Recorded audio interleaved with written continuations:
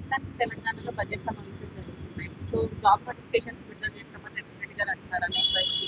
So ఇవన్నీ దొంగ హామీలు అని చెప్పి ప్రతిపక్షం అంటుంది. దాని గురించి ముఖ్యమంత్రి రేవంత్ రెడ్డి గారు స్పష్టంగా నిరుద్యోగుల పక్షాన నిలబడ్డాడు. ఏదైతే తెలంగాణ రాష్ట్రం వచ్చింది నిరుద్యోగులు న్యాయం చేయాలని, ఆ రోజు కూడా నిధులు నియామకాలని చెప్పేసి అందరూ విద్యార్థులు బయటకు వచ్చి కలబడితే తెలంగాణ రాష్ట్రాన్ని తెచ్చుకుంటే, ఆ వచ్చిన తెలంగాణ రాష్ట్రంలో ముఖ్యమంత్రి అయిన 10 సంవత్సరాల కేసీఆర్ గారు అప్పటి ముఖ్యమంత్రి నిరుద్యోగులకి ద్రోహం చేసి అనేక మంది వాళ్ళకి ఆత్మహత్యలు చేసుకునే విధంగా ఆ రోజు ప్రేరేపించిండు. అటువంటి క్రమంలో చాలామంది నిరుద్యోగులు కూడా ఆత్మహత్యలు చేసుకున్నారు. ఇంత కఠినంగా ఉన్న క్షణంలోనే ఏదైతే పీసీసీ పగ్గాలు చేపట్టిన రేవంత్ రెడ్డి గారు ఆ రోజే స్పష్టంగా చెప్పిండు, నిరుద్యోగుల పక్షాన్ని నేను నిలబడతా, నిరుద్యోగులకు నేను న్యాయం చేస్తా అని చెప్పేసి హామీ ఇచ్చి ముఖ్యమంత్రి అయిన తర్వాత ఇమ్మీడియట్లీ వెంటనే అధికారులతో మాట్లాడి ఉన్న నోటిఫికేషన్లు ఎమ్మటే రిక్రూట్మెంట్ చేయమని చెప్పేసి గ్రూప్ 1, గ్రూప్ 2 మిగతా జాబ్ నోటిఫికేషన్లు కూడా ఎమ్మటే రిక్రూట్మెంట్ చేసి అనేక మందికి ఉద్యోగ కల్పన చేసిండు. మనం మొన్న చూసుకున్నట్టయితే గతం ప్రభుత్వంలో గ్రూప్ 1 పేపర్ లీకేజ్ అయిన తర్వాత కూడా మళ్ళీ రేవంత్ రెడ్డి సీఎం అయిన తర్వాత ప్రత్యేకంగా అధికారులను ఏర్పాటు చేసి గ్రూప్ 1 ఎగ్జామ్ కండక్ట్ చేసి, గ్రూప్ 2 ఎగ్జామ్ కండక్ట్ చేసి వాళ్ళు రిక్రూట్మెంట్ చేసి అనేక మందికి ఉద్యోగాలు కల్పించిండు. ఈరోజు ఈ బడ్జెట్ సమావేశాల్లో కూడా రేవంత్ రెడ్డి గారు అధికారులకు స్పష్టంగా అధికారులకు జారీ చేసిండు.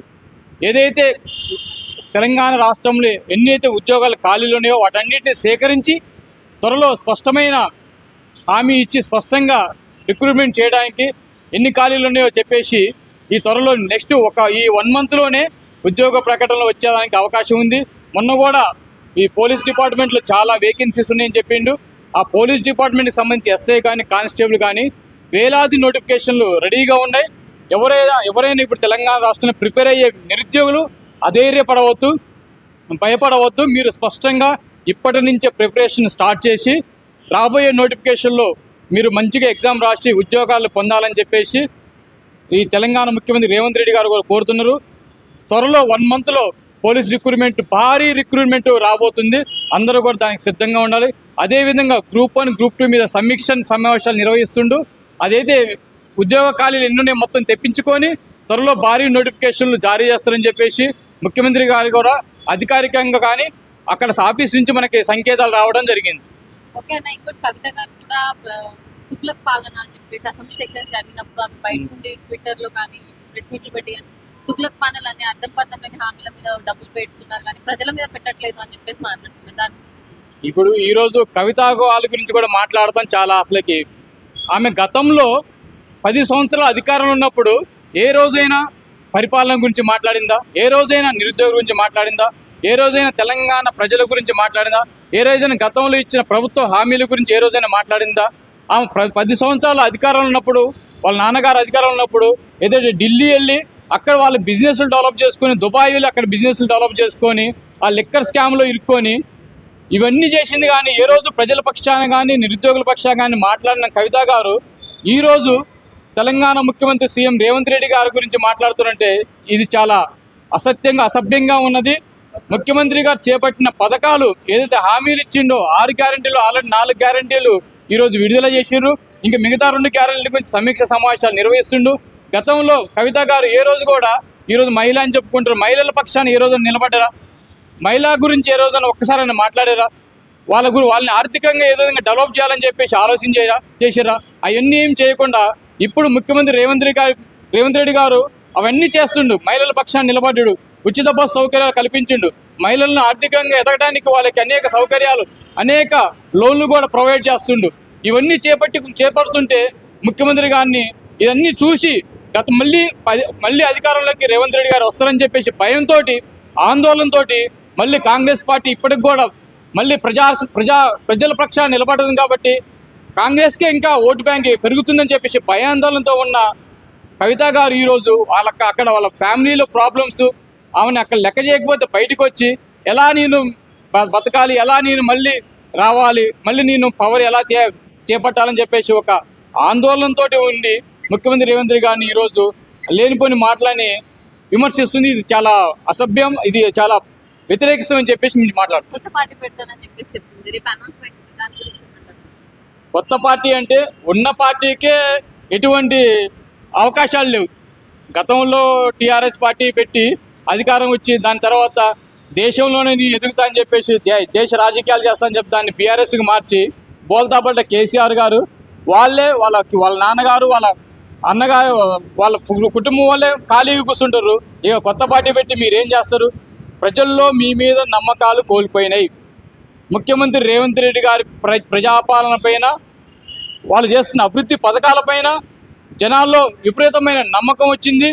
ఇంకా ఈ తెలంగాణ రాష్ట్రంలో రాబోయే 10 సంవత్సరాలు కూడా ముఖ్యమంత్రిగా సీఎం రేవంత్ రెడ్డి గారు ఉంటారు, ప్రజాపాలన ఉంటుందని చెప్పేసి స్పష్టంగా మొన్న ఇంటర్వ్యూలో కూడా చెప్పడం జరిగింది. అదేవిధంగా అదే క్రమంలో అడుగు ముందుకేస్తారు. అందరికీ న్యాయం జరుగుతుంది, అన్ని వర్గాలకు అందరికీ న్యాయం జరుగుతుంది. కాబట్టి ఈ ప్రజాపాలనలో మళ్ళీ రాబోయే 10 సంవత్సరాలు కూడా కాంగ్రెస్ ప్రభుత్వం ఉంటుంది, ఎటువంటి సందేహం లేదు. మీరు కొత్త పార్టీ పెట్టినా మీరు జాయిన్ అయ్యే వాళ్ళు ఎవరు లేరు. మీరు మీ కుటుంబ సభ్యులు కొట్లాడుకోవడానికే మీ కొత్త పార్టీలు.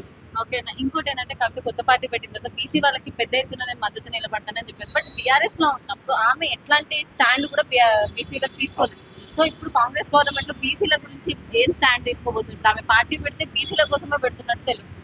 సో దాని గురించి ఇప్పుడు బీసీలకు సరైన న్యాయం చేయాలంటే గత 10 సంవత్సరాల్లోనే మీరు బీసీలకు ఎటువంటి న్యాయం చేశారు చెప్పండి? మీ పార్టీ ప్రెసిడెంట్కి బీసీ ప్రెసిడెంట్ చేశారా? బీసీలకు సముచితమైన స్థానం ఇచ్చారా? కనీసం మీ నాన్నగారు సీఎంగా ఉన్న పక్కమిటి కూర్చోవడానికి బీసీలకు అవకాశం కల్పించలేదు. మీరు బీసీలకు ఎటువంటి న్యాయం చేశారు? స్త్రీలకు ఎటువంటి న్యాయం చేయలేదు. ఇప్పుడు మీరు మొన్న ఒక విలేకరు అడిగారు కవిత గారిని, మీరు కొత్త పార్టీ పెడతారు, పార్టీ అధ్యక్షులు బీసీలు పెడతారంటే దాన్ని కూడా దాటవేసే ప్రయత్నం చేసింది కాంగ్రెస్ పార్టీ. ఈరోజు పీసీసీ అధ్యక్షులుగా ఉన్న మహేష్ కుమార్ గారు పీసీసీ అధ్యక్షులు బీసీ క్యాండిడేట్.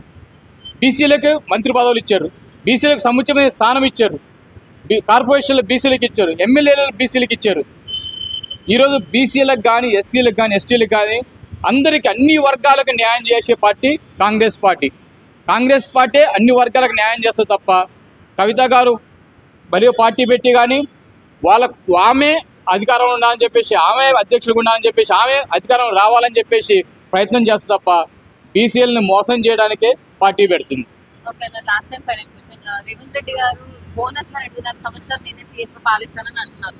మరి కొన్ని అంటే బయట నడుస్తున్న వర్గాల విషయాలు ఏంటంటే వాళ్ళే కొట్టుకుంటున్నారు, ఇంకా ఆయన 2 ఏళ్ళు ఉంటారని చెప్పేసి చెప్తున్నారు. దాని గురించి చెప్తున్నారు. రేవంత్ రెడ్డి గారు స్పష్టంగా చెప్తున్నారు, 2.5 సంవత్సరాలు కాదు, రాబోయే 10 సంవత్సరాలు కూడా ముఖ్యమంత్రిగా పరిపాలన చేస్తాడు, ప్రజాపాలన అందిస్తాడని చెప్పేసి కూడా నిన్న ఢిల్లీలో ఇంటర్వ్యూలో కూడా పేర్కోవడం జరిగింది. ఏదైతే ఇప్పుడు రేవంత్ రెడ్డి గారి మీద ప్రజల్లో అత్యున్నతమైన నమ్మకం పెరిగింది. ఎందుకు అన్ని పథకాలను ఇంప్లిమెంట్ చేస్తుండు. ప్రజలకి ఏది కావాలి? ఇప్పుడు ప్రభుత్వం అంటే, ప్రభుత్వం యొక్క అర్థం ఏంటిది? ప్రభుత్వం అంటే అన్ని ప్రజలకి, సమాజంలో ఉన్న ప్రజలకి అన్ని విధాలుగా తోడ్పాటు, అన్ని విధాలుగా హెల్ప్ చేయడం, అన్ని వాళ్ళకి కావాల్సిన సౌకర్యాలను కల్పించడమే ప్రభుత్వం యొక్క బాధ్యత. అటువంటి సౌకర్యాలను ఈ రేవంత్ రెడ్డి గారి పరిపాలనలో, ప్రజాపాలనలో అందుతున్నాయి. ఇప్పుడు రేషన్ కార్డు ఇచ్చారు, రేషన్ బియ్యం ఇచ్చారు, మహిళలకు ఉచిత బస్ సౌకర్యం కల్పించారు, త్వరలో నిరుద్యోగులకు ఉద్యోగ కల్పనలు వస్తున్నాయి. అన్ని వర్గాలకు సముచితమైన న్యాయం చేస్తారు. కాబట్టి రాబోయే రోజుల్లో కూడా కాంగ్రెస్ పార్టీ అధికారం వస్తుంది. మళ్ళీ ముఖ్యమంత్రిగా రేవంత్ రెడ్డి గారి పరిపాలన మళ్ళీ 10 సంవత్సరాలు స్పష్టంగా ఆయన పరిపాలన చేస్తారు.